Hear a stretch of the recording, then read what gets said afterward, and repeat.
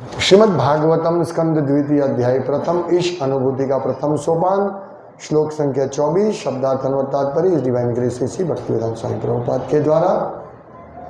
विशेषस्तस्य देहोयं सविष्ठश्च स्थवीयसां यत्रेदं व्यज्यते विश्वं भूतं भव्यं भवच्च सत्। शब्दार्थ विशेषः साकार, तस्य उसका, देह शरीर, अयम यह, स्थविष्ठ स्थूल रूप से भौतिक, च तथा, स्थवीयसाम समस्त पदार्थ का, यत्र जहाँ, इदम ये सारी घटनाएं, व्यज्यते अनुभव की जाती है, विश्वम ब्रह्मांड, भूतम विगत, भव्यम भविष्य, भवत वर्तमान, च तथा, सत फलीभूत परिणामी। अनुवाद। घटनाओं से भरे संपूर्ण भौतिक जगत की यह विराट अभिव्यक्ति परम सत्य का व्यक्तिगत शरीर है, जिसमें ब्रह्मांड के भौतिक काल के फल रूप भूत, वर्तमान तथा भविष्य का अनुभव किया जाता है। तात्पर्य। कोई भी वस्तु चाहे भौतिक हो या आध्यात्मिक, पूर्ण पुरुषोत्तम भगवान की शक्ति का विस्तार मात्र है। और जैसा कि भगवद गीता 13वां अध्याय के 13वें श्लोक में कहा गया है, सर्वशक्तिमान भगवान की अपनी दिव्य आंखें, सिर तथा अन्य शारीरिक अंग होते हैं जो सर्वत्र व्याप्त हैं। वे कहीं भी और सर्वत्र देख, सुन, छू या अपने को प्रकट कर सकते हैं, क्योंकि वे समस्त सूक्ष्म जीवों में परमात्मा के रूप में सर्वत्र विद्यमान है। यद्यपि उनका विशेष नाम परम जगत में है, यह सापेक्ष जगत भी उनका घटनाओं से भरा प्रस्तुतिकरण है, क्योंकि यह उनकी दिव्य शक्ति के विस्तार के अतिरिक्त और कुछ भी नहीं है। यद्यपि वे अपने धाम में रहते हैं, किंतु उनकी शक्ति सर्वत्र उसी तरह वितरित रहती है जिस प्रकार सूर्य एक स्थान पर रहकर भी सर्वत्र प्रसारित होता है। क्योंकि सूर्य की किरणें सूर्य से भिन्न होने के कारण सूर्य गोलक का विस्तार ही मानी जाती है। विष्णु पुराण में यह कहा गया है कि जिस प्रकार अग्नि एक स्थान में रहकर अपनी किरणें तथा उष्मा फैलाती है, उसी प्रकार परमात्मा या भगवान अपनी बहुविध शक्ति से यत्र तत्र और सर्वत्र अपना विस्तार करते हैं। विराट ब्रह्मांड की यह अभिव्यक्ति उनके विराट शरीर का अंश मात्र है। अल्पज्ञ लोग भगवान के सर्वथा आध्यात्मिक दिव्य स्वरूप की कल्पना भी नहीं कर सकते, लेकिन वे उनकी विभिन्न शक्तियों द्वारा उसी तरह आश्चर्यचकित रहते हैं जिस तरह आदिम प्रजाति के लोग आकाश की बिजली, विशाल पर्वत या विस्तृत बरगद के पेड़ को देखकर आश्चर्यचकित रह जाते हैं। वे लोग व्याघ्र तथा हाथी के बल की प्रशंसा उनकी श्रेष्ठ शक्ति तथा शौर्य के लिए करते हैं। यद्यपि प्रामाणिक शास्त्रों में भगवान का विशद विवरण दिया हुआ है, फिर भी असुर गण भगवान के अस्तित्व में नहीं मानते।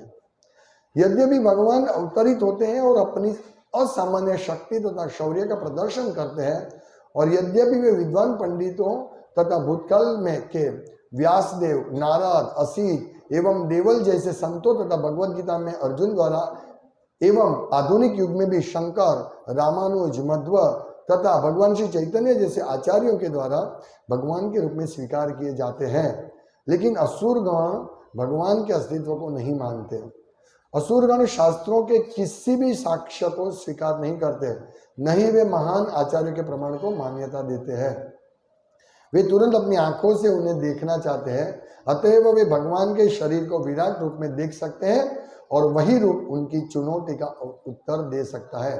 और चूंकि वे व्याघ्र, हाथी या बिजली जैसी श्रेष्ठ भौतिक वस्तुओं के समक्ष श्रद्धावनत होने के आदि है, अतएव वे विराट रूप को सम्मान प्रदान करते हैं। अर्जुन द्वारा प्रार्थना किए जाने पर भगवान कृष्ण ने असुरों के लिए विराट रूप प्रदर्शित किया। भगवान का शुद्ध भक्त भगवान के ऐसे संसारी विराट शरीर को देखने का आदि नहीं होता, अतएव इसे देखने के लिए उसे विशेष दृष्टि की आवश्यकता होती है। इसीलिए भगवान ने अर्जुन को विशेष दृष्टि प्रदान करने की अनुकंपा की, जिससे वह उनके विराट रूप का दर्शन कर सके, जिसका वर्णन भगवद गीता के 11वें अध्याय में किया गया है। भगवान का यह विराट रूप अर्जुन के लाभ के लिए नहीं अपितु उन अल्पज्ञ व्यक्तियों के लिए विशेष रूप से प्रकट किया गया था जो हर किसी को भगवान का अवतार मान लेते हैं और इस तरह जन सामान्य को गुमराह करते रहते हैं। उनके लिए यह संकेत है कि मनुष्य ऐसे सस्ते अवतार से कहे कि तुम अपना विराट रूप दिखलाओ और अपने को अवतार सिद्ध करो। भगवान के विराट रूप का प्राकट्य एक साथ नास्तिकों के लिए चुनौती तथा असुरों के लिए कृपा है जो भगवान को विराट रूप में समझ सके और इस तरह धीरे धीरे अपने हृदय के मैल को स्वच्छ कर सके जिससे वे निकट भविष्य में भगवान के दिव्य रूप को सचमुच देखने के योग्य हो सके। यह समस्त नास्तिकों तथा निपट भौतिकतावादियों के लिए सर्वदयालु भगवान का वरदान है। ओम ज्ञानतिमिरान्धस्य ज्ञानञ्जनशलाकया चक्षुरुन्मीलितं येन तस्मै श्री गुरुवे नमः। श्री चैतन्य मनोभीष्टं स्थापितं येन भूतले स्वयं रूप कदा मह्यं ददाति स्वपदान्तिकं। वन्देऽहं श्रीगुरु श्रीयुतपदकमलं श्रीगुरुन् वैष्णवांश्च श्रीरूपं साग्रजातं सहगण रघुनाथान्वितं तं सजीवं साद्वैतं सावधूतं परिजनसहितं कृष्ण चैतन्य देवं श्री राधा कृष्ण पादान सहगण ललिता श्री शाखान्वितांश्च। हे कृष्ण करुणा सिंधु दीनबंधो जगतपते गोपेश गोपिका कांत राधा कांत नमोस्तुते। तप्त कांचन गौरांगी राधे वृंदावनेश्वरी वृषभानुसुते देवी प्रणमामि हरिप्रिये। वांछा कल्पतरुभ्यश्च कृपा सिंधुभ्यैव च पतितानां पावनेभ्यो वैष्णवेभ्यो नमो नमः। श्री कृष्ण चैतन्य प्रभु नित्यानंद श्री अद्वैत गदाधर श्रीवासादि गौर भक्तवृंद। हरे कृष्ण कृष्ण कृष्ण हरे हरे हरे राम राम राम हरे हरे। हरे कृष्ण।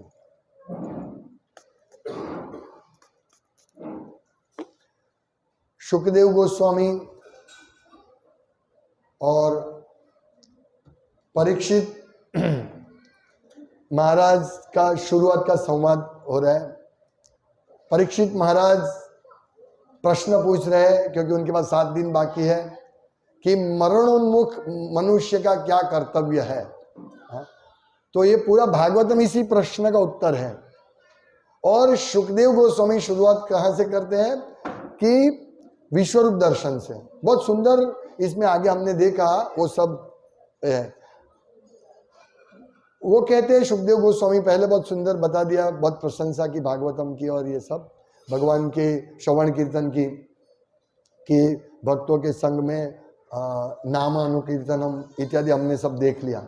अभी इसमें सुखदेव गोस्वामी इस प्रश्न का उत्तर दे रहे हैं। उन्होंने बताया कि विश्व रूप में अपने मन के मेल को मनोमलम मन के मेल को निकालने के लिए विश्व रूप का ध्यान करना चाहिए, ऐसा बताया।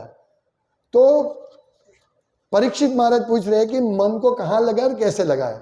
तो इसका उत्तर दे रहे हैं कि कैसे मन को कहाँ और कैसे लगाना है। तो यह यहाँ शुरुआत है।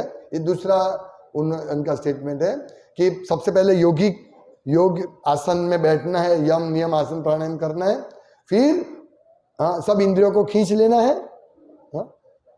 जो कल हमने प्रवचन में देखा, सब इंद्रियों को खींच लो, फिर ध्यान लगाओ कृष्ण में। ये योग की विधि है। लेकिन यहाँ विश्व रूप में ध्यान लगाने के लिए कह रहे हैं। यहाँ कह रहे घटनाओं से भरे संपूर्ण भौतिक जगत की विराट अभिव्यक्ति परम सत्य का व्यक्तिगत शरीर है। तो ये क्यों बता रहे ऐसा है? ये इसमें पूरा भी आएगा कि भगवान का विराट रूप का वर्णन है। पाताल लोक से शुरू होकर भगवान के चरण कमल पाताल लोक है, वहां से लेकर ब्रह्मलोक तक मस्तक मगज क्या है, ब्रेन क्या है भगवान का, सब बहुत अच्छी तरह समझे। आंख क्या है, सब अच्छी तरह इसमें वर्णन है। ये विराट रूप का वर्णन है। ये किसके लिए है? ये वो लोगों के लिए है जो अल्पज्ञ है।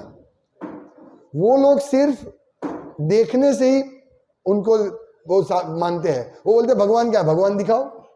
वो पहला उनका प्रश्न ही होगा मूर्ख लोगों का, अल्पज्ञ का। इसीलिए सुखदेव गोस्वामी कहते देखो ये भगवान की आंख है, ये भगवान का चरण कमल है, अभी तुम उसमें ध्यान, क्योंकि तुमको जो दिखता है उसी में तुम्हारा ध्यान जाएगा। ये सुखदेव गोस्वामी परीक्षित महाराज को बोल रहे हैं, लेकिन ये अल्पज्ञ लोगों के लिए है। भगवान सर्वशक्तिमान है। प्रभुपाद कहते हैं कोई भी वस्तु चाहे वो आध्यात्मिक हो या भौतिक हो, पूर्ण पुरुषोत्तम भगवान की शक्ति का विस्तार है। ये भक्त सब जानते हैं। अभी अभक्त जो अल्पज्ञ में वो नहीं जानते हैं, वो नहीं समझ सकते हैं। तो ये जो सब भगवान की शक्ति का विस्तार है, तो हम भगवान की शक्ति की अनुभूति कर सकते हैं, भक्त लोग कर सकते हैं, लेकिन अभक्तों को अभ्यास नहीं है, क्योंकि वो भौतिक इंद्रिय तृप्ति में लगा है। यदि हम भी भौतिक इंद्रिय तृप्ति में लगेंगे तो हमको भी भगवान की अभिव्यक्ति मालूम नहीं पड़ेगी। भगवान कहाँ कहाँ है, भगवान का आँख क्या है, हाथ क्या है, पैर क्या है, वो हम समझ नहीं सकेंगे। हालांकि प्रभुपाद लिखते इसमें कि भगवान का भक्त, शुद्ध भक्त विश्वरूप का दर्शन नहीं चाहता है, उसको कोई आकांक्षा नहीं है। वो तो ये भी नहीं चाहता है कि भगवान की कोई भी शक्ति को, वो सिर्फ भगवान के श्याम सुंदर रूप का दर्शन करना चाहता है, जैसे अर्जुन प्रभुपाद बताते हैं। और ये जो विश्वरूप है, ये विश्वरूप भी सबको नहीं दर्शन होगा। यहां इतनी लंबी प्रोसेस दिखाई गई है कि सबसे पहले तो व्यक्ति को योग आसन में बैठना, और योग आसन में बैठना है तो जंगल में जाना पड़ेगा। योग आसन में बैठना है, इधर नहीं बैठ सकते हम। यम नियम, 4 नियमों का पालन करो, बहुत सारे नियम है उसमें। घर छोड़ के जाना है, फिर इंद्रियों को खींचना है। अभी हम यहाँ बैठते हैं और सुंदर प्रसाद की सुगंध आएगी, बाद में ध्यान बाद में करते, पहले प्रसाद ले लेते है ना। हाँ, तो यह नहीं चलेगा, जंगल में जाना पड़ेगा।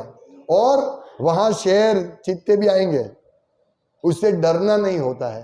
ये कितना डिफिकल्ट है ना। हम तो जंगल का नाम सुनते हैं, नहीं भाई नहीं जाना है। पर हमारे लिए ये नहीं है। यदि हम भगवान की सर्वत्र अनुभूति कर सकते हैं तो ही हमारे लिए नहीं है। यदि हम इंद्रिय तृप्ति में लगते हैं भगवान को भूलकर, तो भी हमको ये करना पड़ेगा। और भगवान भगवद गीता में कहते हैं विश्वरूप जो दर्शन मैं अर्जुन तुमको दिखा रहा हूं, ये मैं किसी को मैंने नहीं दिखाया आज तक। आज पहली बार तुम दर्शन कर रहे हो इसका। ये बहुत डिफिकल्ट है। यज्ञ, तप, दान, स्वाध्याय, इससे तुमको मेरा विश्वरूप दर्शन नहीं होगा। सोचिए, हम लोग भी भागवतम पढ़ते हैं, भक्तों ने पढ़ा होगा, ये पढ़ा होगा। तो इसमें भक्त जब देखते हैं भगवान की वृक्ष भगवान का रोम है, नदी उनकी शीरा, जो भी है, अभी आएंगे पूरा वर्णन। तो भक्त ये पढ़ता है, पर भक्त विश्वास करता है कि नहीं ये सब सही है। लेकिन जो अभक्त है वो विश्वास नहीं करेगा। तो उनको पहले ये सब करके फिर सुखदेव गोस्वामी कहते उस हिसाब से हमको जाना पड़ेगा, क्योंकि भक्त को सब चीज में कृष्ण का दर्शन होना चाहिए। हमें हमारी दृष्टि ऐसी होनी चाहिए। भगवान प्रभुपाद इसमें लिखते हैं कि भगवान सब जगह, हर एक जगह और सब जगह भगवान उपलब्ध है अपने परमात्मा स्वरूप से, अपनी शक्ति के द्वारा। अंडांतरस्थ च परमाणु चयास्थम। भगवान एक एक कण में है, पूरे विश्व में है, एक एक जीव के साथ है। ऐसा कौन हो सकता है? ये इसीलिए भगवान कण कण में परमात्मा, एक एक जगह हम भगवान का दर्शन कर सकते हैं। तो यहां क्या है, परमात्मा रूप से विद्यमान है, ये हमें रियलाइज करना है। भक्त को इसी प्रकार आगे बढ़ना है। हम जो भक्ति कर रहे हैं, मैं बार बार बोलता हूं, चाहे हम सेवा कर रहे हैं कुछ, तो हमारा कोई देखने वाला नहीं है, तो हमें ऐसा नहीं सोचना चाहिए देखने वाला कोई नहीं, इधर उधर कर लो, थोड़ा 19-20 चलेगा, एक फूल की जगह दूसरा फूल डाल दो, ये नहीं। तुमको कौन देख रहा है? सीसीटीवी। जहां सीसीटीवी कैमरा होता है वहां लिखा होता है this place is under CCTV supervision. तो ये भगवान एक एक चीज में है, हमको ये रियलाइज करना है। हम अकेले अपने घर पे हो, जब कर रहे हो, तो वहां भी हमें ध्यान रखना है ये भगवान की शक्ति। हम जब अकेले कर रहे हैं या मोबाइल के साथ कर रहे हैं, ये चीटिंग को किसके साथ कर रहे हैं? भगवान के साथ। क्योंकि परमात्मा देखते हैं, हाँ बहुत अच्छा, बात करता है, मोबाइल पे बात करता रहता है, जब करता रहता है। हाँ नहीं, इसीलिए हमको इस प्रकार थोड़ा तो आ बाजूથી આવી જાઓ ને, આ બાજુ આગળ આવી જાઓ ને, એટલે પાછળ માતાજી નીચે બેસો કરો, બે ચાર સાદડી ત્યાં પથરાઈ જાઓ, પેલી બાજુ પણ બેસી જાઓ। तो इसीलिए हमें चीटिंग नहीं करना चाहिए कभी भी। ये हम हमारे साथ चीटिंग कर रहे हैं। जैसे मैंने एक एग्जांपल दिया था, हाँ कौन सा एग्जांपल दिया था अभी, कि भाई हम डॉक्टर के पास जाते हैं और डॉक्टर को बोलते हैं, डॉक्टर पूछता भाई क्या हो रहा है, हाँ मेरा सर दर्द कर रहा है, ओके ठीक है, सर दर्द की दवाई दी, फिर बाहर आके बोला मैंने डॉक्टर को मूर्ख बनाया। क्यों? मुझे सर दर्द नहीं, मुझे पेट में दर्द हो रहा था। अरे मूर्ख तुम बने, डॉक्टर मूर्ख नहीं बना। इसी प्रकार यदि हमको जप करना है, मंगला आरती आनी है या जो भी सेवा करनी है, उसमें एक्सक्यूज नहीं निकालना है, ये प्रॉब्लम वो प्रॉब्लम नहीं। भगवान सतत देख रहे हैं कि तुम किसकी वजह से नहीं आए। जो ही इसलिए भक्तों का अद्वैत द्वैत नहीं होना चाहिए, बाहर कुछ दिखाने का कुछ और अंदर कुछ, ऐसा नहीं होना चाहिए। यदि हमारा ऐसा हो रहा है तो हम समझना चाहिए कि हम भगवान की शक्ति का सब जगह दर्शन नहीं कर रहे हैं, ये इसका अर्थ है। हमारे लिए इसमें से ये निकालना है क्या कोई भी वस्तु चाहे भौतिक हो या आध्यात्मिक, पूर्ण पुरुषोत्तम भगवान की शक्ति का विस्तार मात्र है। इसलिए हमको समझना चाहिए एक एक चीज में, एक एक चीज में भगवान है। देखिए हमारे अंदर परमात्मा हमारे हृदय में है, लेकिन हमारे सोचिए हमारे शरीर में कितने कीटाणु है, कितने कीटाणु है, वो सब कीटाणु के साथ परमात्मा है कि नहीं? यानी भगवान से हम कभी भी अलग नहीं हो सकते, हम चाहे तो भी। हम कभी भी ससले की तरह ऐसे आंख बंद नहीं कर सकते, सामने कुछ शेर नहीं है, सी नहीं है, नहीं, એવું नहीं कही सके આપણે। ये समझना है। यदि हम जितना भगवान की शक्ति का अनुभव करेंगे, भगवान जितना हमारा द्वैत नहीं रहेगा।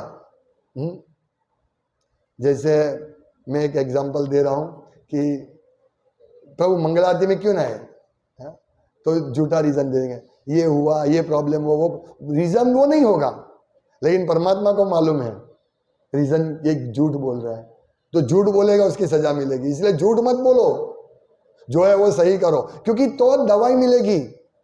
भाई क्यों नहीं है, हाँ प्रभु मुझे बहुत लेट हो रहा है रात को, हाँ तो दवाई मिलेगी, उसका उपाय देंगे हम। बहुत सारे उपाय है, कुछ इम्पॉसिबल नहीं है। लेकिन प्रभु क्या हुआ कि वो YouTube मैंने आप लेक्चर सुनने देखने के लिए शुरू किया गुरु महाराज का, फिर 2 मिनट देखा, फिर और कुछ जाहिरात आई तो मैं देखता गया, इसलिए 12 बज गया। कोई ऐसा बोलता है? नहीं। तो लेट होता है सोने में। क्यों लेट होता है? आप 9 बजे आते हो घर पे, तो भी कोई बात नहीं, 9 बजे आके प्रसाद लेके सो जाओ, 10 बजे सो जाओगे, आराम से आप 4 बजे उठ सकते, आराम से 6 घंटे का नहीं। इसीलिए हम चीटिंग कर रहे हैं, हमारे साथ कर रहे हैं, परमात्मा के साथ कर रहे हैं। हम ये हमारी अनुभूति नहीं होगी फिर। इसीलिए कहा है कि हर एक जगह पर भगवान उपलब्ध है, अपने को प्रकट कर सकते हैं, क्योंकि परमात्मा रूप विद्यमान। इसलिए हम चीटिंग नहीं कर सकते, हमें झूठ नहीं बोलना चाहिए, जो है वो सही बता दो। डॉक्टर को बोलेंगे पेट में दर्द की जगह सर में दर्द हो रहा है, तो किसके साथ चीटिंग हो रहा है? हमारे साथ हो रहा है। ये सब हमको, यदि हमको आगे बढ़ना है तो, अच्छा होना है तो, हम भव रोग से पीड़ित है, सब हम भव रोग से पीड़ित है। यदि हम चैतन्य चरितामृत में पढ़ेंगे तो हमें मालूम पड़ेगा कि भगवान की भक्ति इतनी दिव्य है और हम लोगों को उसके अलावा कुछ नहीं करना चाहिए। यानी हमारा जो नौकरी बिजनेस है वो तो करना है, वो भक्ति बन जानी चाहिए। वो भी हमारा जो भी कार्य सतत हमें कृष्ण का स्मरण होना चाहिए, ये हमें सीखना है। तो ये अभ्यास करना पड़ेगा, अभ्यास करना पड़ेगा। जैसे हम 2 घंटा जप करते हैं, वो अभ्यास करते हैं। आज जप करते हैं 16 जप में 1600 बार हमारा मन पूरा वर्ल्ड ट्रिप पे जाता है, 1600 बार 16 जप में है, तो हमारा अभ्यास है धीरे धीरे धीरे धीरे करके 1500 बार, 1400 बार, फिर धीरे धीरे करके बहुत कम हो जाएगा, फिर हम रियली भगवान की अनुभूति कर सकते हैं। ये हमारे लिए है। इसीलिए यहां विश्व रूप का दर्शन करने के लिए कि भगवान का ये सब चीज का आप स्मरण करो, तो धीरे धीरे ऐसा स्मरण करने से क्या लाभ होगा वो बताया है प्रभुपाद। इसमें बताते हैं कि ऐसा दर्शन करने से उसका मन का मैल साफ होगा। सबसे बड़ा प्रॉब्लम मन का मैल है, और कोई प्रॉब्लम नहीं है हमारे जीवन में, कोई प्रॉब्लम नहीं है। मन का मैल क्या है? ये हमारे मन में जो संचित है ना पाप कर्मों का परिणाम, ईर्ष्या, द्वेष, काम, क्रोध, वासना, क्रोध, लोभ, मोह, मद, ये सब वास्तव मलोमलम, मनोमलम, ये मन का मलम मैल है। इसको निकालना है। तो ये निकालने के लिए ये प्रोसेस बता रहे हैं विश्वरूप का स्मरण करने के लिए। एक एक चीज में ध्यान लगाओ। ये कृष्ण का आंख है, विष्णु का आंख है, विश्वरूप का आंख है, कान है, पैर है, सब बहुत सुंदर वर्णन है। हम भी यदि ये पढ़ेंगे, एक्चुअली जब पहली बार पढ़ते हैं तो ऐसा कंटाल आता है, क्या है सब फिलोसॉफी फिलोसॉफी फिलोसॉफी, लेकिन जब धीरे धीरे हम आगे बढ़ेंगे ना तो हमको बहुत अच्छा लगेगा ये सब चीजें। फिर हम जैसे इसमें लिखा है कि आदिम जाति के लोग, मतलब ये आदिवासी जंगली लोग, वो क्या है, बिजली का चमकारा, प्रॉपर लिखते हैं, बिजली का चमकारा, पर्वत, बड़ा पर्वत, या ऐसा ये बनियन ट्री, वड़नु झाड़, ये सब देख के वो एकदम आश्चर्यचकित होते, ओह ये कैसे है। वो आश्चर्यचकित होते हैं क्योंकि उन्होंने कुछ ऐसा, उनको बहुत ये लगता है, आश्चर्यचकित होते हैं। और वो लोग सिंह, प्रभुपाद लिखते हैं कि हाथी और व्याघ्र, वाघ और हाथी के बल की प्रशंसा करते हैं, उनकी शक्ति से। तो ये जो कौन है, ये आदिवासी लोग, जंगली लोग। उसी प्रकार जो अभिज्ञ लोग हैं, जो भगवान को नहीं मानते, उनको विश्व रूप का दर्शन करा दिया। जैसे इसमें कहा है, भगवान भगवद गीता में कहते हैं कि पशुओं में सिंह में हूं, जलचर में वेल में हूं। तो जैसे हम वेल सुनेंगे, सिंह देखेंगे, सुनेंगे, कृष्ण का सुना, अरे ये तो कृष्ण का प्रतिनिधि है, समझ रहे आप। इस प्रकार धीरे धीरे धीरे हमारा अभ्यास होगा भगवान का दर्शन करने में। तो ऐसे हम एक एक चीज से विष्णु का स्मरण करेंगे, तो हम, हमारे लिए जो इंद्रिय तृप्ति की चीज है ना, वो भी विष्णु की शक्ति बन जाएगी। जैसे हम किसी के घर में जाते हैं, बड़ा बंगला, अभी हम लोग थोड़े दिन पहले गए थे, एक अपार्टमेंट, बहुत सुंदर जगह, तो देखते हैं तो हाँ बहुत सुंदर है, काश मेरा भी घर ऐसा हो। तो ये भावना हमारी शुरुआत में होती है, फिर धीरे धीरे धीरे भावना किसमें परिवर्तित होती, नहीं ऐसा हमारा मंदिर सेंटर हो, तो समझ रहे आप। तो हम इंद्रिय तृप्ति की भावना को कृष्ण भावनामृत में डाल सकते हैं। कान्हू प्रभु ने एक बहुत सुंदर उदाहरण दिया था। एक बाप और थोड़े बेटे थे, वो बेटे ने बाप को बोला, जाओ तुम अभी तुम वानप्रस्थ जाओ और जंगल में, स्मशान में जाओ, जहां जा करना है वहां करो। तो आदमी स्मशान में चला गया और वहां लकड़ा देके लकड़े का बिजनेस शुरू कर दिया। तो ऐसा नहीं है, हमें हर चीज में कृष्ण की शक्ति, कृष्ण के लिए क्या मैं उपयोग कर सकता हूं इसको। जैसे प्रभुपाद एक बार गैलरी में खड़े खड़े बाहर देख रहे थे, तो भक्ति से प्रभुपाद देखो अमेरिका में ये सब देख रहे हैं, कहाँ के। फिर थोड़ी देर के बाद प्रभुपाद अंदर आए, उनसे बोला कि वो जो सामने ट्रक है ना, उस पर हम जगन्नाथ की रथ यात्रा निकाल सकते हैं, देखिए। तो भक्त एकदम ये हो गया, आश्चर्यचकित हो गया कि यस, प्रभुपाद हमेशा एक एक क्षण में कृष्ण का दर्शन करते। प्रभुपाद कहते हैं कि मैंने, मेरे एक जीवन में एक क्षण ऐसा नहीं था कि मैंने कृष्ण का स्मरण नहीं किया हो। प्रभुपाद जब बड़े हुए, कॉलेज गए थे, तो उन्होंने राधा कृष्ण की सेवा बंद कर दी थी। कॉलेज में वो गांधी जी के मूवमेंट में लगे थे। अभी इससे हमें क्या सीखना है? प्रभुपाद गांधी जी के मूवमेंट में लगे थे, लेकिन प्रभुपाद कहते हैं मैंने एक क्षण भी कृष्ण का विस्मरण नहीं किया। यानी हमको क्या सीखना है कि हम भी नौकरी करते हैं, बिजनेस करते हैं, जो भी करते हैं, तो हमें भी कृष्ण का स्मरण करना है। ये हमको सीखना है। किस प्रकार से, जैसे प्रभुपाद को उनके गुरु महाराज की आज्ञा थी कि तुम अमेरिका जाओ और वहां इंग्लिश अंग्रेजी में प्रचार करो, तो उन्होंने अपने हृदय में वो रखी आज्ञा को, और थोड़ा भी मौका मिलता था, थोड़ा भी, तो प्रभुपाद तुरंत तैयार हो जाते थे कि हाँ शायद इससे मुझे मिल सके। उन्होंने एक लेटर भी लिखा था कि उन्होंने बड़ा बड़ा ये कि मेरा विदेश में हम लोग इस प्रकार से प्रचार कर सकते हैं, आप मुझे थोड़ी सहाय दो, तो उनको मूर्ख मानते थे कि तुम्हारा कोई प्लान सक्सेस होते नहीं है ऐसे।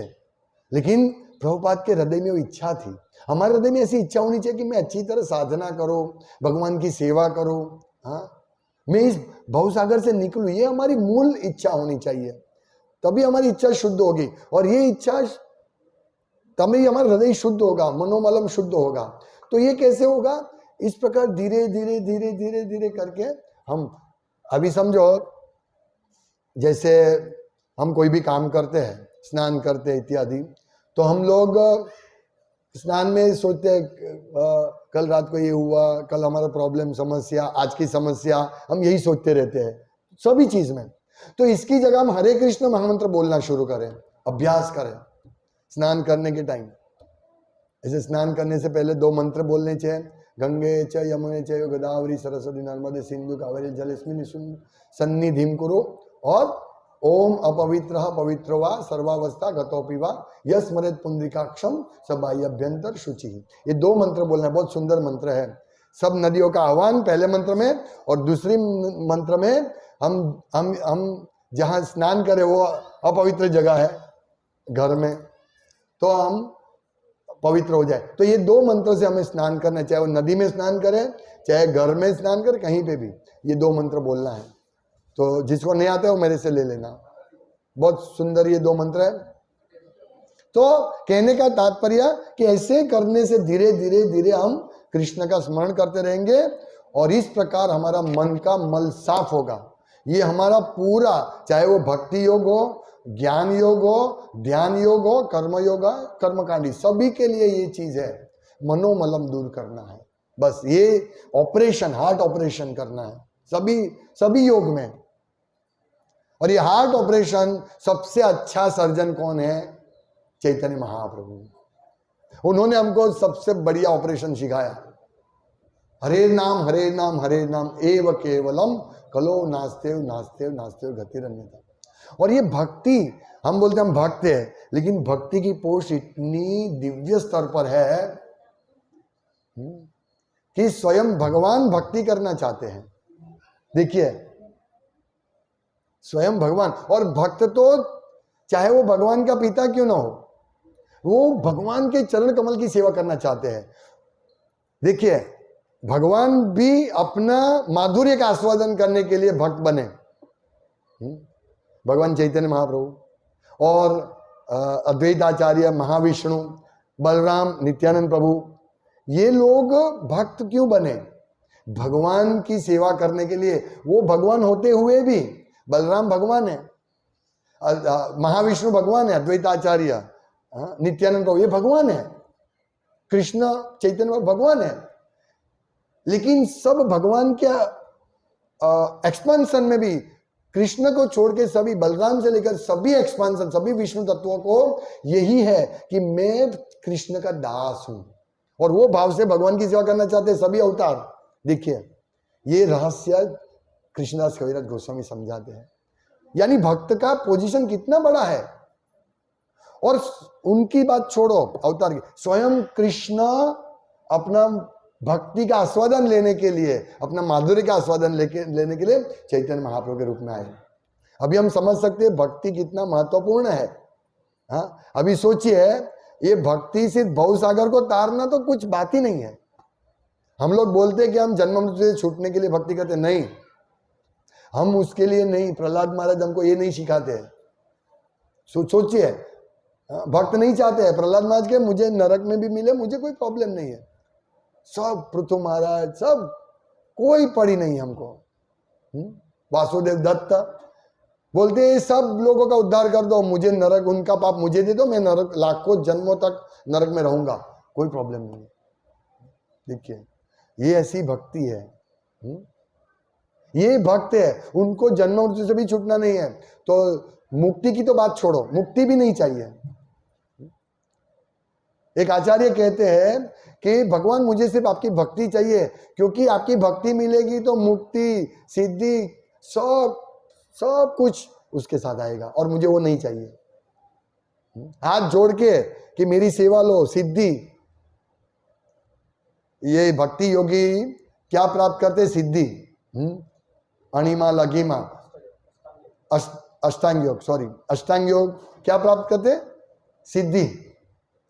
वो सिद्धि तो भक्ति योग में अपने आप मिलती है, हाथ जोड़ के खड़ी रहती है कि मेरी सेवा लो। मुक्ति हाथ जोड़ के खड़ी रहती है, मेरी सेवा लो। कब हम शुद्ध भक्त बनेंगे? तब।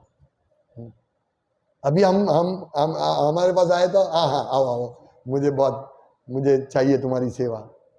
नहीं, हम ये सब आकांक्षा छोड़नी है।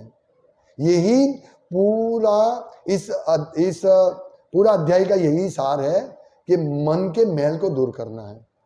हमारा और कोई प्रॉब्लम नहीं, भक्ति में कोई बाधा रूप नहीं है। कोई भक्त या कोई भी व्यक्ति हमारी भक्ति में बाधा रूप नहीं है। हमारी भक्ति में बाधा रूप हमारा हृदय है। हृदय में मन का मैल है ना, वो इसलिए सब कर सकते हैं। लेकिन जिसका गाढ़ा मैल है ना, वो झूठ ज्यादा बोलेगा। लो ना भाई सोना लेने आ जाना तुम, कल मैं 10 तोला सोना देता हूं, 10 करोड़ का सोना दूंगा। अभी जाहिरात आती है ना सब यूट्यूब पर, सोना जीतो सोना जीतो सोना। मैं ऐसे ही दे देता हूं, कल आ जाना सुबह 4 बजे, तो सब आ जाएंगे। कोई बहाना नहीं। क्यों नहीं आए? ऐसा प्रश्न किसी को नहीं पूछना पड़ेगा, क्योंकि हमको मालूम है सोना कितना मूल्यवान है। इसी प्रकार भक्ति, उसमें कोई बहाना भी नहीं बनाएगा सोना लेने के लिए। वो सच बोलेगा, नहीं प्रभु वास्तव सच में मैं सो गया था, मैं उठ नहीं पाया, इसीलिए सोना लेने में है।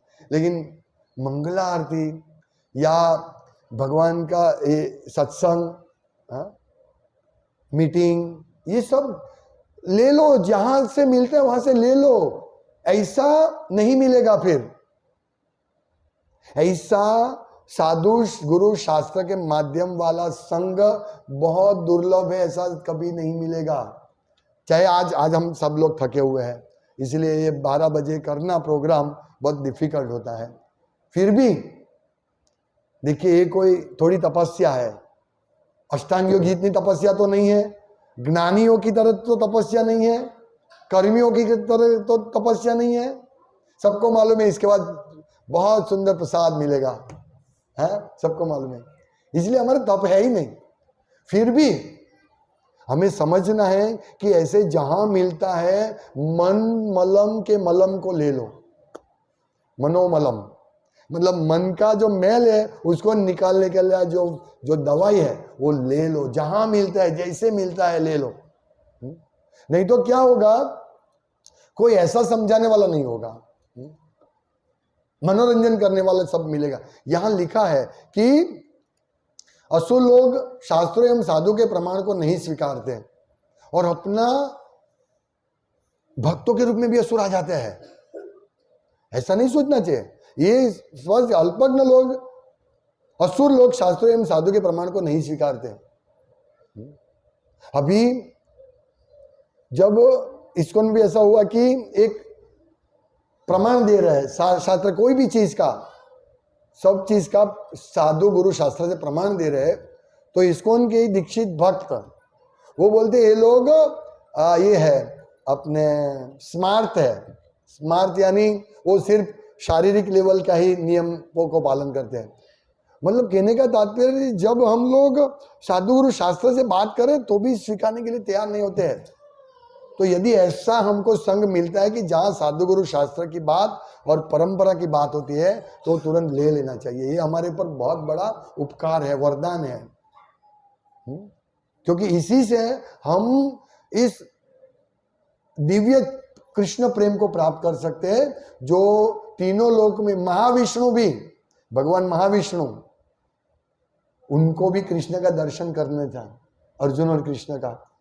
तो वो हस्तिनापुर में ब्राह्मण के बालक जैसे ही जन्म होता है वो चूरा लेते थे, और विष्णु कृष्ण और अर्जुन दोनों जाते हैं कहाँ? एक कारणदक सागर में।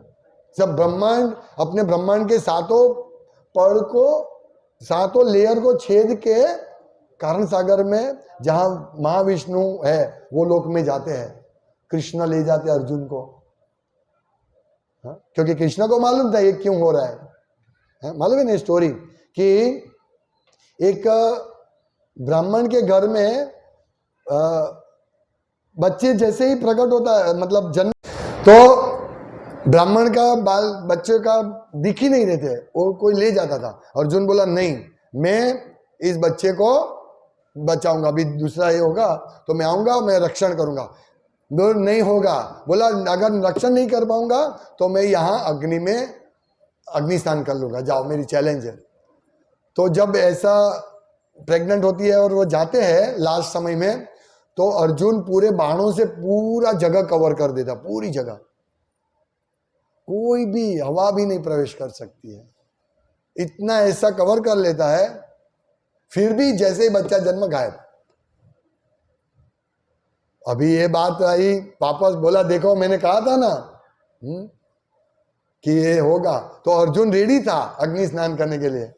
फिर कृष्ण हंसे उसके, बोला चलो मेरे साथ। वो ले जाते यहाँ। ये सुंदर ये कथा का वर्णन भागवतम में है, कृष्ण बुक में भी है, पढ़िए। तो अर्जुन भगवान के साथ जाते हैं, ये ब्रह्मांड को पार करके जाते हैं। सोचिए, भगवान के रथ के घोड़े भी, वो घोड़े भी विमोहित हो जाते हैं। सोचिए, फिर भगवान अपना सुदर्शन चक्र भेजते और सब प्रकाश हो जाते हैं। इस प्रकार वो ये पृथ्वी, जल, अग्नि, वायु, आकाश, अहंकार, ये 7 लेयर्स है, उसको छेद के महाविष्णु के पास आते हैं। फिर महाविष्णु बोलते बस मुझे आप दोनों का दर्शन करना था। महाविष्णु बोलते हैं भगवान। और विश्व रूप के दर्शन में भगवान कहते हैं कि ये दर्शन जप तप इससे नहीं होगा। और जब भगवान अर्जुन की रिक्वेस्ट, बोला मैं तुमको दिखा रहा हूं, दिव्य दृष्टि दिया, और उनके साथ बहुत सारे लोगों को दिव्य दृष्टि मिली, सबने तभी किया विश्वरूप का दर्शन। और यही विश्वरूप का दर्शन अभी भगवान का सुखदेव गोस्वामी बता रहे। और उसके बाद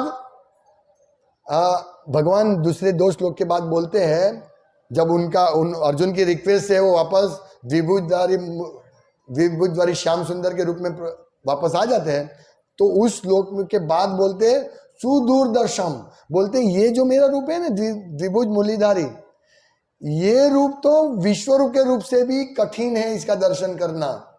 सोचिए, ये सिर्फ भक्तों को ही दर्शन हो सकता है, भक्ति के द्वारा ही दर्शन हो सकता है। ये सब भगवत गीता में वर्णन है। इसीलिए भक्ति टॉप मोस्ट है, और भक्ति करने से हमारा मन का मैल निकल जाएगा, हम अच्छी तरह स्थित हो सकते हैं। एक बार हमारे हृदय में ईर्ष्या ही नहीं हो तो सोचिए, कामना इच्छा ही नहीं हो तो, भौतिक इच्छा, में भौतिक इच्छा की बात कर रहा हूं, कोई टेंशन नहीं है। ईर्ष्या इसीलिए टेंशन है, ये मेरे से आगे क्यों है, समझ रहे? ईर्ष्या, ये ईर्ष्या हमको टेंशन करवाती है। ईर्ष्या, इच्छा, ये बड़ा टेंशन है। हमारा इतने से चल जाएगा, हमारी साइकिल से चल जाएगा, नहीं हमको कार ही चाहिए। ये इच्छा, डिजायर है ना, ये धीरे धीरे ऐसी हमारी इच्छा इतनी बढ़ती है। मेरा मित्र ऑर्थोपेडिक डॉक्टर है, बोलते मेरे पिताजी के थे ना, वो उसको पंखा भी नहीं चाहिए था। पहले लोग पंखा भी नहीं लेते थे, फिर पंखे की आदत होती है, फिर एसी की आदत होती है। इस प्रकार धीरे धीरे सब आदत बढ़ती है। ये इच्छा धीरे धीरे ऐसे हमारा कलुषित मन ये सब इच्छा करता है। तो ये सब इच्छा ही नहीं हो, जहां चाल से भावशे ने भावशे चलेगा, कोई बात नहीं। तो देखिए हम कितने सुखी हैं, हम सुखी है ना। जैसे हम लोग पंढरपुर गए, मैं दूसरी बार एग्जांपल दे रहा हूं, तो वहां हमको दाल भात ही मिला, उनको बोला था, और एक भक्त ने बोला था कि तुमको हम ये देंगे, 56 भोग देंगे, तुम आरती करो। हम मंदिर में गए, मथुरा प्रभु को बोला, प्रभु आप मेरे साथ गाओ ना। तो बोला प्रभु हम भूखे हैं, कल एकादशी थी, आज बहुत भूख लगी है। अरे चिंता क्यों करते हो, मैं तुमको राजभोग खिलाऊंगा। ठीक है, हम सब ने भज भक्त वत्सल गाया। फिर जैसे ही खत्म हुआ, प्रभु जी ने बोला इनको राजभोग दे दो, अंदर से पुजारी को बोलो। तो 2 मिनट के बाद आया, प्रभु वो तो बुक हो गया, डोनर को दे दिया, वाह कोई बात नहीं। तो हम बोले हमारा ये भंडारा चल रहा है इस्कॉन का, वहां से आप प्रसाद ले लेना। ठीक है ले ले, दाल भात मिले। अभी हम सोचे हाँ ये क्या हुआ, तो हमको प्रॉब्लम होता, लेकिन ठीक है प्रसाद चाल से है, भाव से ने फाव से, फाव से कहीं वांधो नहीं, जहाँ झाड़ नीचे के गमे ते बेसी गया चाल से। जब हमारे भक्त मैराथन में जाते हैं, हाँ कहीं पे भी बैठ जाते हैं, प्रसाद ले लेते हैं, चलेगा, है ना। ऐसे तो हम भक्ति में आगे बढ़ सकते, तो हमारे हृदय का मैल परेशान नहीं करेगा।